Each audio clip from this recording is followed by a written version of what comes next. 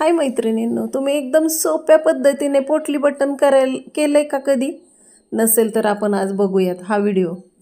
त्यासाठी मी 2 इंचाची लांब सडक पट्टी घेतलेली आहे आणि त्याचे 2-2 इंचाचे तुकडे करून घेणार आहे। दोन्ही बाजूने 2-2 इंच असे तुकडे घेतलेत मी।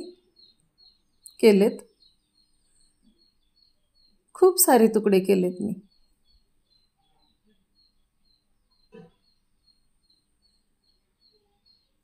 आणि हे जे थर्मोकोलचे बॉल आहेत ना, ते इझिली बाजारात मिळतात। 5 रुपये 10 रुपये पॅकेट। आपण ते अशा पद्धतीने ते बॉल त्याच्यात टाकून तुकड्यात पोटली करून घ्यायची आहे हातावरती। बघू शकताय तुम्ही। ही आधीच हातावरच करून घ्यायची, तरच आपले बटन व्यवस्थित ब्लाउजला टिच होतात, नाही तर ते व्यवस्थित बसत नाहीत। बघू शकताय तुम्ही। हे माझे एक एक करून सर्व बटन पोटल्या करून झालेले आहेत। आता हे मी सेपरेट करणार आहे एक एक। बघू शकताय खूप छान पोटल्या झालेल्या आहेत। आणि हे वरती कापड आहे ते आपण नंतर कट करून काढणार आहोत। आणि ज्या ताईंचा हा ब्लाउज आहे ना, त्यांचा बाहीचं आपण फिटिंगचं माप घेणार आहोत आणि ते पाऊण इंचावरती डिवाइड करून घेणार आहोत। हे बटन आहे ते मी पाऊण इंचावरती एक बसवणार आहे आणि त्या पद्धतीने सर्व खुणा करून घेणार आहे। बघू शकताय तुम्ही मी कशा खुणा करून घेतलेल्या आहेत।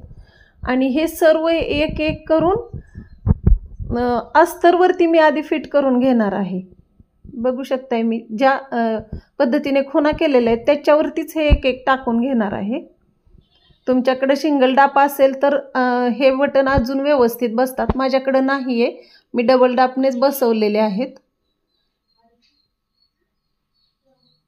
हे माझे सर्व बसवून झालेत एक एक करून। बघू शकताय तुम्ही खूप सुंदर बसलेले आहेत। आणि हे जे वरचं कापड आहे ना पोटलीचं, ते सर्व कट करून काढायचं।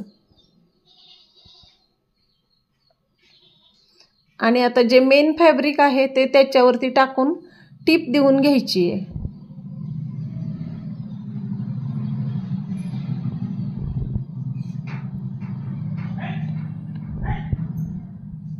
या पद्धतीने तुम्ही पोटली बटन अगदी व्यवस्थित बसवू शकताय आणि ब्लाउज स्टिच करू शकताय। बघू शकताय तुम्ही खूप छान पद्धतीने हे पोटली बटन बसलेले आहेत। आणि आज वेळात वेळ काढून माझा व्हिडिओ बघितला त्याबद्दल सर्व ताईंचे खूप खूप धन्यवाद।